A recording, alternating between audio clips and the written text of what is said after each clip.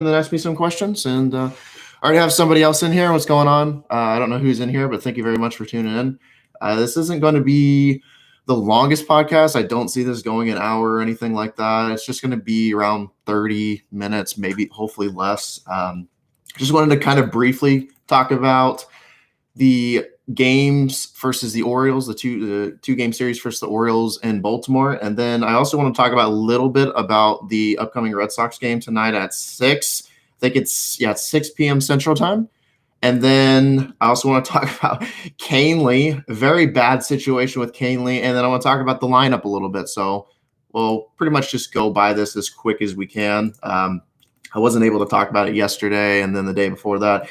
But my co-host, he's not with me currently. He's working right now, I believe, at the moment, but I still wanted to talk about it. But when he does see this podcast, and I know I already talked to him on it about Twitter, but if you guys catch the last podcast, which was actually called the Joe Kelly Fight Club with my co-host, John, we were basically talking about giving our predictions also about the Orioles game, what would be the first game of the series. We actually didn't get to talk about the second game because we didn't have a podcast in between those games.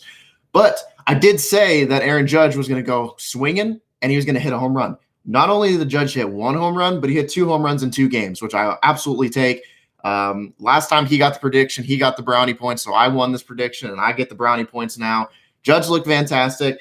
We want to talk about Giancarlo Stanton. Stanton looked glorious. I mean, Stanton's looked locked in all season long. I don't see any haters, don't see any trash being thrown at him, which, I mean, there's no reason to say anything bad about the guy. He's been locked in the entire time. Looks fantastic. Couldn't ask for any more from my man G. Specifically the first game, 8-6. Garrett Cole, he wasn't, or not 8-6, sorry. 9-3 was the first game. Apologies. Garrett Cole had a lot of really, really good stuff. I think he reached 102 pitches, if I'm not mistaken.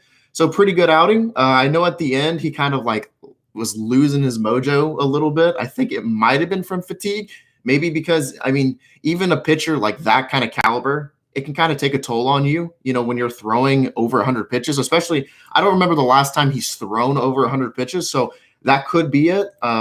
Maybe he's getting a little too jumpy with his fastball. I'm not really too sure, but regardless, I mean, Cole pitched, almost 7 innings. Only gave up 4 hits, 3 runs, 3 earned runs. And I mean, that's the thing you're going to get out of Cole is Cole doesn't give up too many hits in a sense of giving up RBIs, like base hits. He's going to give up home runs, if anything. And if that's pretty much all he's going to give up, if he's going to give up 3 earned runs, and that's basically what we have from him right now, if this is only the beginning and it's going to continue to escalate into something positive, him giving up 3 earned runs the way he did, I'm fine with it. I was happy with how Garrett Cole pitched, and he's only going to get better. I actually wanted to look up his stats because I'm not just a fan of ERA. I know a lot of people only like ERA, which is fine, I guess, but I am more into the advanced analytics. So I want to get every perspective I can about the guy. Right now he's got a 3.09 ERA, 4.28 FIP, a little high, will come down the more that you pitch. That stat starts to adjust itself a little more. His FIP is really weird right now, but like I said, it takes time for it to adjust itself out, work itself out. His Sierra, it's a little higher than I would think it was, 3.93 or 3.93. But I mean, like I said, these kinds of things are just going to work themselves out, balance themselves out the more that the season goes along. And like I said, if these first 2 games at Garrett Cole, if this is the weakest point of him, this is exciting. This is basically what we spent. Well, not me in particularly, but this is what Cashman and, USS Cashman did all along. This is the whole reason why they spent this much money, because even when the guy is not on his stuff, even when he's not blowing everybody out of the water, collecting, 326 total strikeouts last year. I could be wrong a little bit off of that. But if this is the worst part of Cole's worst part is literally the best part of the majority of the pitchers in the league. Like I said, if this is the worst that we have, I am completely fine with this. I am more than okay with this, and it's only going to get better from here on out. So I am not worried in the slightest about Cole. I don't know who would be worried. I mean, at least me. I'm not expecting him to come out of the gate immediately and be 15 strikeouts every game. It's not going to work like that. It's not that realistic. I I honestly still don't think he's even in his prime yet. Like, I still think the best of his career is yet to be shown. Even as incredible of a season he had last year, I think there's always room for improvement, even with a guy who had such a spectacular season like he did last year. Like, he still has way more in his career to offer. But I guess the overall point I'm trying to make is Garrett Cole looked good, even though he gave up some mistakes. I think he might have been a little fatigued because he probably hasn't thrown that many pitches. He hasn't thrown that many pitches in a real life game that actually meant something in quite some time. I would say since his time in Houston, since a postseason game, I would say. So that made me really, really, really happy. Overall, everything else looked great. I mean, are we really surprised that Chad Green looked good? Not really. His fastball is amazing. Overall, the Yankees just looked really good the first game, 9-3. Mike Ford, sac fly, came in clutch. Aaron Judge looked good. DJ LeMahieu had an incredible night. Are we really surprised? Not really. You know, he went 4 for 5 with 2 RBIs. Incredible night for DJ. He just continues to hit the ball like a madman. Then we go on to the game that happened last night. It was a little shaky, especially towards the end. But the Yankees ended up going on top 8-6 because Aaron Judge, again, I mean, am I surprised that Aaron Judge hit the, basically game-winning home run? Not really. I mean, Judge was locked in, and Judge ended up going, he was 1 for 4, but how I feel, even though he struck out 3 times, if you get the hits when they matter most and you're able to knock in the runs that you need to when you need them most, I don't care that Judge struck out 3 times. He was able to get the Yankees back in front at the end of the game. And that's all I can ask for the guy. That's all that matters to me. So what? He struck out 3 times. He came in clutch when it matters most. And all that matters is you make the most of your opportunities and you win the game. That's all that matters. It could be the most ugliest win in the world, but as long as you come out on top, a win's a win. That's all that matters. So, and then, Stanton. I mean, Stanton looked great, 3 for 4 with 1 RBI, 1 walk. Stanton has been playing out of his mind so far. I hope he continues. I love the guy. I've always been a huge supporter of his, even though a lot of people like to trash on him for, his health. He's made out of glass. And then also he just strikes out too much, which I don't think strikeouts mean anything. If it just proves anything, it proves that you would rather a guy strike out than ground out into a double play. At least that's how I look at it. And then, it was a little shaky for Loaizaga. Loaizaga, he has good stuff. He has really, really, really good stuff. The problem, and this is where I'm going to bring up Canely, because I know someone said regarding the Tommy situation, can we panic now? I will talk. This will be a good time to talk about this, because I was wondering during the game, I was like, okay, Loaizaga, he did what he needed to do. I thought 2 solid innings of Loaizaga was good enough. I was like, okay, surely Boone is going to pull him out. And I'm like, I know Adam Ottavino just pitched, so that wasn't an option, but, Green was good. And I know Green pitched 1 inning previously, but I'm pretty sure Green was still ready to go if, those kind of circumstances arise. You still had Canely, and then you still had Britton, which I know they ended up closing with Britton because Chapman has been out. By the way, Chapman is back too. So Britton will no longer have to close. So Britton can probably go back to that 8th inning role guy, and then Chapman's going to be closing again, which is excellent. But it seems like every time there's a positive with the Yankees in terms of injury, there's always a negative. And that's why I was like, why are they not, why is Boone so concerned with leaving Loaizaga out there?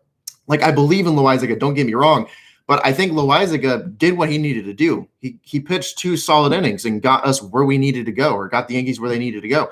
And I was like, it's time to pull him. Like, that's a problem that Boone has. And I love Boone. I think Boone is an excellent manager. But if there's one thing I think that he kind of struggles with is not exactly over-managing, but under-managing. And he just doesn't know when to pull guys out, which, I faulted him. But now it makes much more sense. I don't fault him like I did earlier, because Canely ended up not being ready. And from this specific tweet that I saw about Tommy Canely, he said he had an MRI.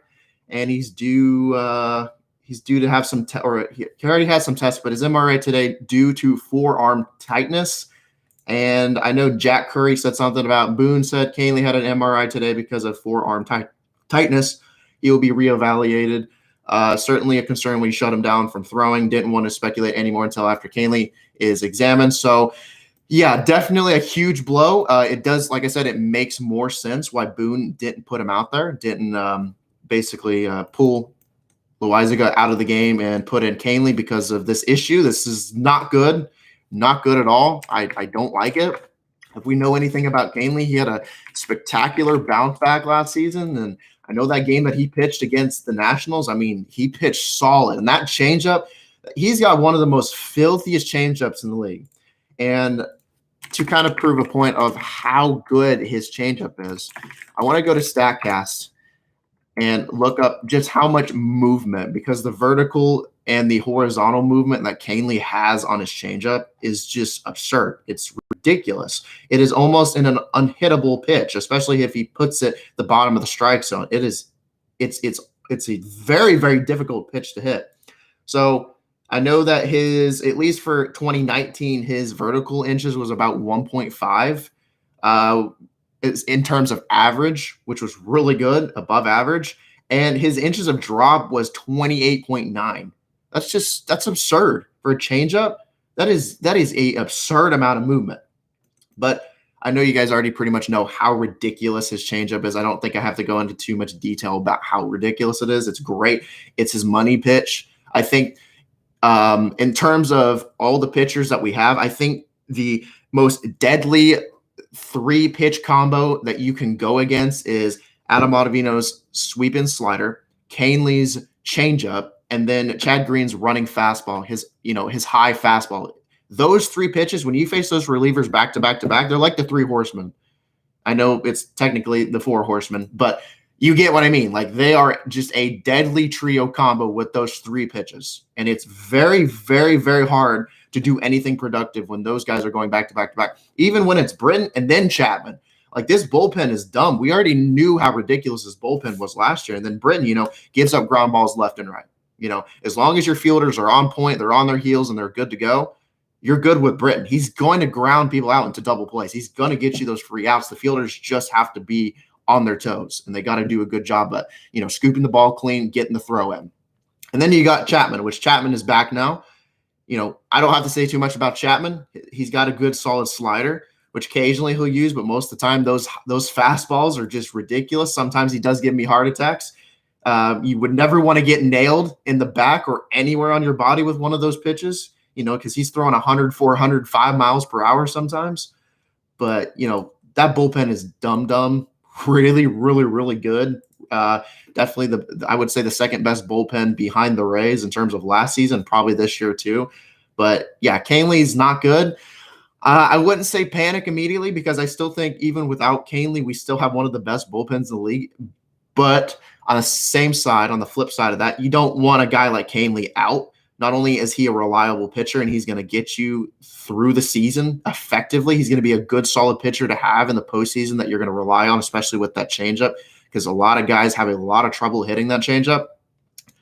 You don't want a guy like that out. You never want a reliable guy. And plus, Canely is just even when he's like not on his best stuff, it's just so fascinating to watch how his changeup moves. Like, the amount of movement that his changeup has is just ridiculous. I love watching Tommy Canely, and the energy that he brings to the ball club and the energy that he brings on the mound.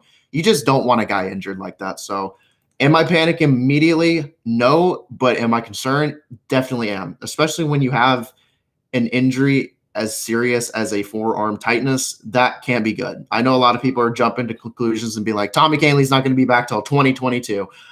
I don't want to think that negatively, but am I ruling out the possibility of him having Tommy John or something like that? Not necessarily, because this is definitely not something that you want to mess around with. So should we panic? In terms, somewhat, I would suppose, because you don't want him to be out. But in terms of the season being over, no, not at all. These guys can make it through. If Canely's out, I still don't have any doubts that this team could win the World Series. So in terms of that, I wouldn't freak out. The season's never over. You never know. I mean, the Nationals won the World Series. We know the circumstance they had. Their bullpen is basically atrocious. They struggle. Their starting rotation is one of the best in the league, but their bullpen is just, it's not very good. It has a lot of issues, a lot of question marks on it. Yet they still won the World Series and came in clutch because, Juan Soto, Anthony Rendon are ridiculous. Basically the MVPs of the whole series outside of Strasburg's amazing postseason performance. And then, occasionally Howie Kendricks with some clutch moments, especially in Houston with the home run off the right foul pole. And then you had the grand slam in Los Angeles that basically you could hear a pin drop because the stadium was so quiet. So anything can happen. So in the sense that we're ruling out these guys for winning a World Series, getting number 28, never. You never can rule these guys out ever. So that's my thoughts on it. Who are the Yanks playing today? The Yanks are playing the Red Sox. I will actually get to that. The last thing I wanted to say about the game last night was Luke Voit. Huge grand slam. First grand slam of the season for the Yankees. I know it's not the first grand slam of the season. I think the only two other people who have hit a grand slam is Matt Olson, which was a walk-off against the Angels. I want to say it was opening night. And then Nick Castellanos hit a grand slam, I think, was it yesterday? I think it was yesterday against the Cubs. But I think Luke Voit is the third player this year to hit a grand slam. I know he's obviously the first player to hit a grand slam on the Yankees starting lineup.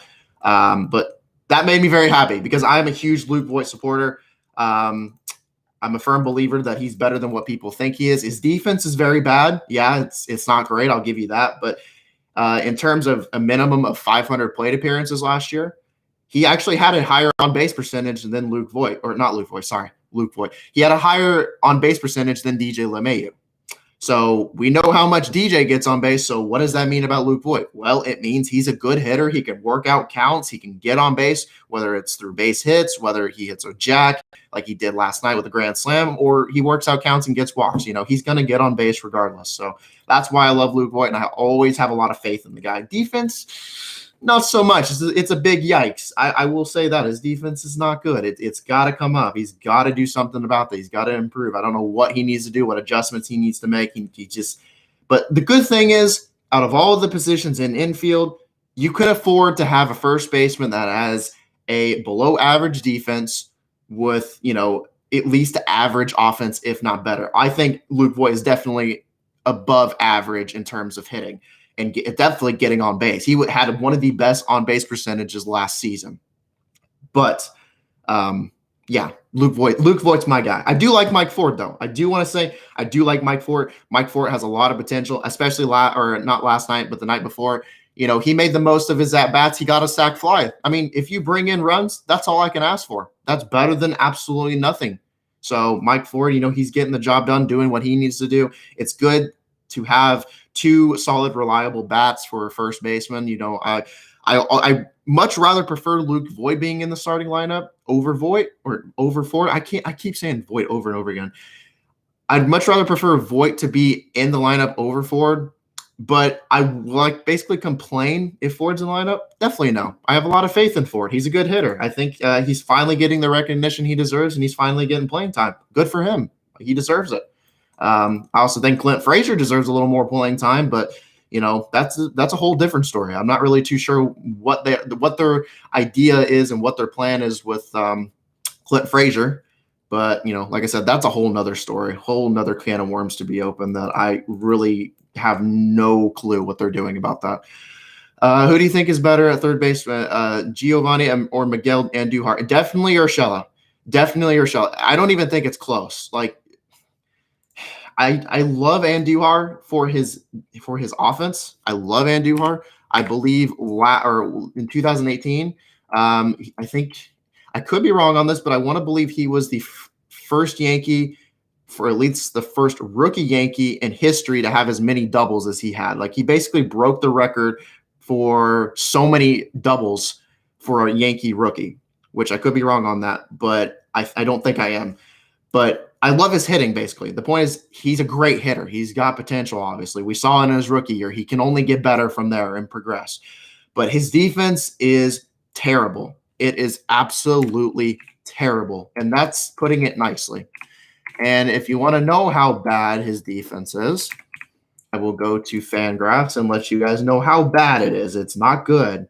In 2018, his ultimate zone rating, which is basically a combination of double plays that you're turning and the amount of range that you have and basically every aspect of defense that you can think of, it was a -16. One of the worst in the league. It actually might have been the worst among all qualified third basemen in 2018. And he had a -21 DRS, which is basically he had a -21 defensive run save. So he was absolutely atrocious. And like I said, I love his offense, but he has no business playing the hot corner. That is a very demanding position like shortstop. I wouldn't say it's as demanding as shortstop because I think shortstop is by far the most physical demanding position in the infield and pretty much in the entire game itself outside of catching for obvious reasons.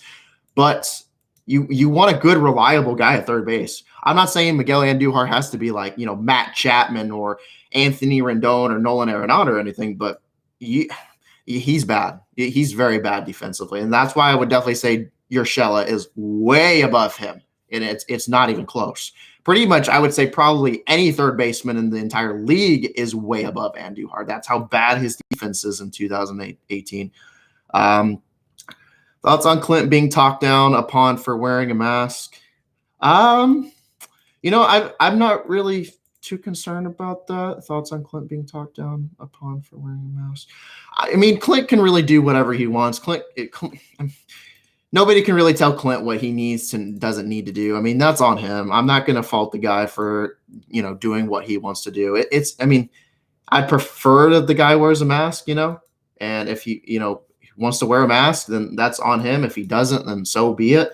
I'm not a doctor or an expert. I'd prefer that he wears a mask and sticks to it, but, don't really have too much to say on that because I'm more of just talking about baseball and stats and stuff more than just like I guess like a physical opinion or what someone has the right to do. I'm not really too much into that. That's not my expertise. So sorry that I didn't really answer your question, but that's pretty much the best I got on that.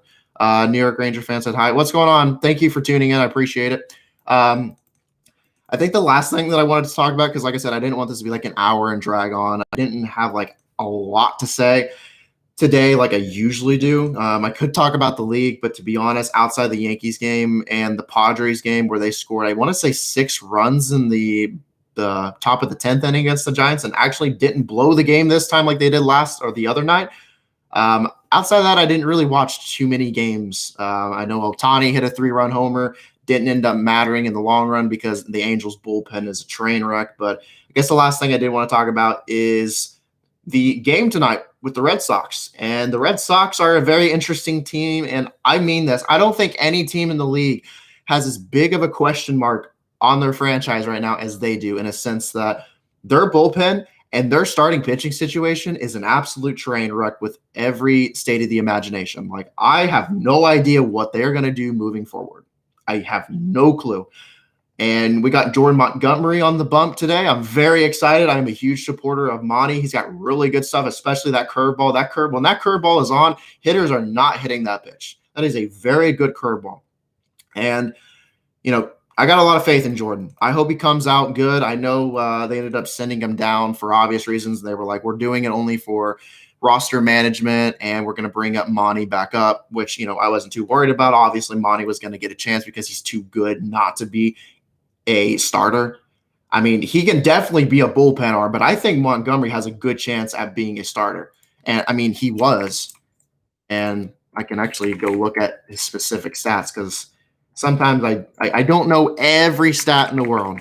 I don't have that kind of memory, but I'm getting there. But in 2017, I mean, Montgomery, pitched 155 innings, 3.88 ERA, 4.07 FIP. I mean, it's not the best in the world, but I mean, it's still really, it's definitely a solid numbers. That's definitely like a number 3 guy in your rotation, number 4, and that's basically what Jordan is going to be playing, pretty much behind Happ, which I have more faith in Montgomery than I do in Happ, but that's another story for another day. So they're going against Ryan Weber. And if we look at Ryan Weber, because usually, like I said, I like advanced stats. I don't usually go off just ESPN or MLB because they only usually give you like ERA and things like that. I like to get into the more advanced analytics, kind of really see if the pitcher's been, unlucky or not, or if he's really just performing very poorly. I like to know these things, but right now he has a 14.73 ERA and a 12.62 FIP. He's just been very, very bad. I mean, I only know it's 3.2 innings. It's extremely small sample size. To be fair, pretty much everything right now has been an extremely small sample size. But last year, Weber pitched 40.2 innings and had a 5.09 ERA with a 4.20 FIP. Not very good. Am I worried tonight? Not really. Not not in too keenly. I'm not worried. With this lineup, we got specifically, we have DJ LeMahieu leading off, Aaron Judge, Glaber, Giancarlo, Aaron Hicks, Luke Voigt, Gio Urshela, Brett Gardner, which I'm still not understanding that. I think Mike Tauchman should be playing majority over Brett Gardner, but, I don't make the lineup. And then we got Kyle Higashioka, Higgy, and then obviously Jordan's pitching. He's going to be on the bump tonight. Kyle Higashioka, I'm really excited for him. I hope he does a lot of great things with him. I like what I've seen, especially from last year. He can frame pitches pretty good. He's got good, solid defense, and he's got a good, solid bat. I mean, it's not the best bat in the world, but, he can get some things done for you here and there, get some home runs, get some base hits, especially with how Gary has been struggling this year. Gary hasn't got a single hit, which, is it too concerning? Kind of. But again, like I said, I mean, Gary Sanchez still hasn't, actually, in terms of offense, at least Christian Yelich has a home run. But, I mean, if Christian Yelich is struggling, I mean, anyone can struggle at that point. You know what I mean? So am I too worried? Not like crazy amount where I'm just like constantly thinking about it. But yeah, Gary's definitely got to figure it out without a doubt, because he's been a huge, massive slump to start off the season, which is not what you want to see from Gary. As good as he is as a power hitter and how many balls that he can knock out of the park, he's a good, solid hitter, and you want him to be on his A game. So yeah. It just really bugs me that people do that to Clint, since I live with immunocompromised people and almost died in February. Yeah, I could understand that. I could understand that. Like I said, I'm not a doctor, but I think you can. I think what the problem is I think you can kind of believe what you want, like whether you think COVID is as bad as it is. But I think the thing that a lot of people are missing is it should almost be like a common courtesy type thing. Like, for example, even if I didn't think Corona was as bad as it was, if someone said, I feel uncomfortable, I have problems with my health, my physical health, that could put me in jeopardy of the virus, and it really taking a number and a toll on me in a possible situation, a worst case scenario, death, or transmitting it to another family member that you love and care about. At that point, I would think it would be almost like a common sense to have courtesy for people. Like if someone told me, like I said, can you wear this mask? I may not like wearing a mask, which personally I always wear a mask anyways, but especially I have to at work anyways. But would I wear a mask if someone told me to? Yes, I would, because it's just kind of common courtesy at that point. I don't know. What do you guys think? That's just basically my take on it. But is Greg Bird still in the Yankees? No, he is not. He is with the Rangers, and he's not in the Rangers starting lineup either. I want to say that I really don't know. To be honest, I don't really follow Greg Bird that much, because he was a huge letdown from what he should have been in New York. But yeah, I'm not really too sure. I know he's with the Rangers, but I know he hasn't played at all this year. And I don't know if he ever will play this year, because like I said, he was basically, I want to say he was supposed to be like oh man, I know someone said it the other day. He was basically supposed to be like a Brandon Drury, but like at first base. But it just didn't work out. And I don't think I have to tell you guys why Greg Bird didn't work out, because he just basically wasn't up to par with how good he was. I mean, we saw, flashes and glimpses of what he could do in 2015. He did do pretty well. And, 178 plate appearances, not the biggest sample size, but he still was a solid hitter in that time frame. And then I think we all just got our hopes up, because from there it just kind of went downhill with not only his performance as a defender and as a hitter, but also the injuries just spiraled out of control. And then he just kind of went to I know he was playing in the Dominican Republic for a while, and then he came back to the majors for a little bit. And, I don't really know too much about Greg Bird. I kind of quit following him, to be honest with you. But I do know that he plays for the Rangers. I can tell you that much. Red Sox been doing kind of bad this season. Yeah, they have. I know they've won 2 games in a row against the Mets, if that says anything. I don't want to be too hard on the Mets, but the Mets do have a bullpen issue still, and they have an issue with, I don't know what their problem is, but it seems like every time Jacob deGrom takes the mound and has a really solid outing, they can't seem to score any runs and give him the win. That's why I think pitching wins are basically meaningless. We can argue back and forth about this, but I think pitching wins are basically meaningless, because how can you tell me a guy, has a 10-9 win-loss ratio, pitched 207 innings with with a 1.70 ERA, 1.99 FIP, 9.0 F WAR season, and you can tell me that only pitching wins matter? That's ridiculous. That is beyond ridiculous. I don't like it. I've never been a pitching win WAR guy. I don't like pitching wins. They don't really mean a thing to me in a sense of comparing a guy and how good he is, because if it did, Jacob deGrom would not go, 10-9 and then the next season 11-8 with back-to-back Cy Young seasons. That's pretty much all on the Mets offense. That's all it is. And also doesn't help that his the bullpen is basically outside of Seth Lugo and maybe Dellin Betances. I'm not really sure on him yet, but outside of pretty much Seth Lugo, the Mets have literally nothing in that bullpen. And yes, Edwin Diaz used to be good, but he is pretty much becoming a former shell of himself. I know a lot of people, especially in the analytical department, still have a lot of faith in Edwin Diaz, or as Mets fans call him, Ed Lose Diaz. But I'm probably one of the few people on the analytical side that is kind of like, okay, Edwin Diaz, I mean, you got to show us now, because right now, if you keep going and spiraling down the path that you're at, if this is how your 2020 season is going to be, I mean, I don't ever like counting guys out, but you kind of have to think like, when is enough? Because I don't even know how many saves he blew last season. He blew too many that I can't even count. I mean, he had a 0 F WAR season for a reliever. Like, that's bad. That's really bad.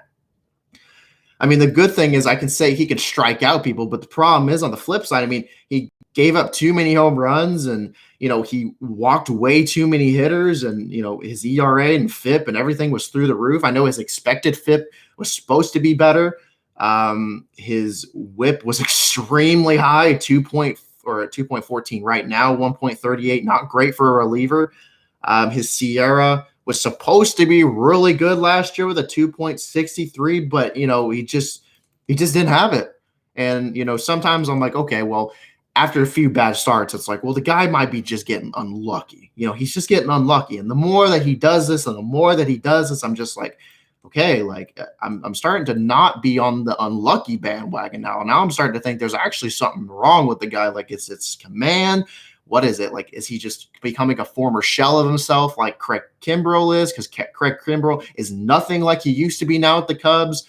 I feel like the Cubs are kicking themselves for signing him to that massive contract that you signed him to. I mean, it's like, you have to wonder, when is enough with Edwin Diaz? I don't know. But I guess the last thing that I will say with the Red Sox is, the Red Sox are weird. Their pitching is bad, pretty much top to bottom with their starting rotation and their bullpen. And then they have, their offense. Their offense is, they still got good guys that can make you pay. JD Martinez, Rafael Devers, Xander Bogaerts. I know they haven't all started off to that hot of a season, but I mean, JD Martinez hasn't been that bad. Actually, let me see Martinez in a sense, because I always have to look up Fangraphs and stuff because I don't want to get anything wrong.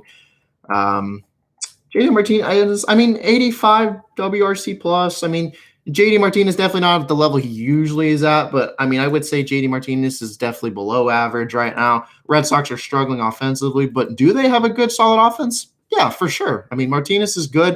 Devers is good. Bogaerts is good, even though Bogaerts and Devers have been playing really bad. Devers, I will say, defensively is atrocious. He might be the closest thing to Miguel Andujar in terms of defense, which I don't know if that's really saying much. But, Alex Verdugo's got a lot of potential. Michael Chavez hasn't been playing that good. Jackie Bradley, pretty much all for defense. I don't know what is up with Bradley. He always seems to make these good diving catches and robs people over the wall. He's a solid defender. Peraza's pretty good. Peraza's been kind of off to a pretty solid start this season. Am I really worried? No, not really. The Red Sox, what's killing them is not really their offense in particular, but their defense is a huge question mark. And if they're playing, Montgomery is on today, and then we got the bullpen. I know Canley's not going to pitch for obvious reasons, but you got, Chad Green, maybe Ottavino. I know Ottavino pitched yesterday, but, you never know. He might come out. Britton, maybe. I know if especially we get to the circumstance where the Yankees are winning by, where it's a save situation, you definitely can expect to see Chapman out there.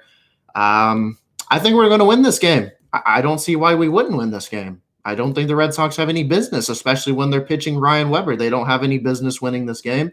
Hope I don't jinx that, but I mean, that's basically point blank. I mean, they really have no business winning this game.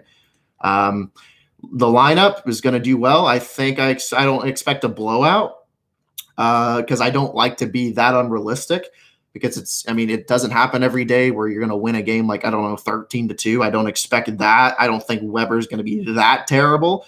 I think I would expect, if I'm being realistic, maybe like a 6-2 ball game, maybe like a 6-2, 7-3, even a 6-4. I mean, it could end up being a close game because the offense for the Red Sox, I mean, like I said, they've gotten off to a slow start, but I mean, these guys you can never count out, especially with Martinez, Devers, Bogarts. I mean, these guys can make you pay in a quick hurry. So,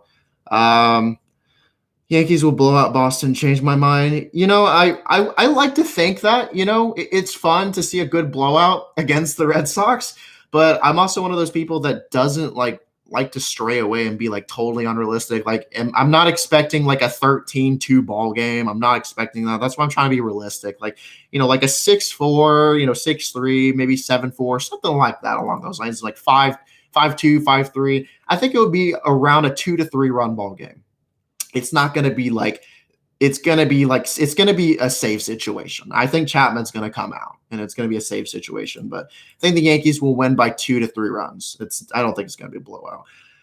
They're playing at home in the Yankee Stadium. Yes, they are. That will definitely benefit the Yankees. I mean, it could benefit the Red Sox too. JD Martinez has incredible power, could benefit Devers for sure, since he's a lefty and he could boom some near the short porch. Who knows? Things could happen, but that's basically all I have for you guys today. Guys and girls, thank you for tuning in today. I really appreciate it. I love talking baseball. I love answering your guys' questions, even if I don't know the best answer, but I will always try and give you the guys the best answer that I possibly can, because I want you guys to feel entertained. I want you guys to keep coming back and have discussions with me, because that's what baseball is all about. I love having discussions, even if it's not the Yankees. I've said this before in past podcasts. If you have questions about anything that's outside the Yankees, I try and watch every team. Like last night was one of those few, circumstances where I pretty much was just focused on the Yankees. Watched a little bit of the Padres game too, and a little bit of the Angels game.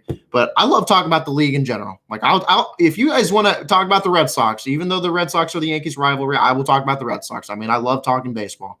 So that's about it, guys. I hope you guys did enjoy the podcast. I expect to have another podcast tomorrow. I won't do one tonight after the game, but I should do one tomorrow sometime. And other than that, hope you guys enjoy the game and see you guys later.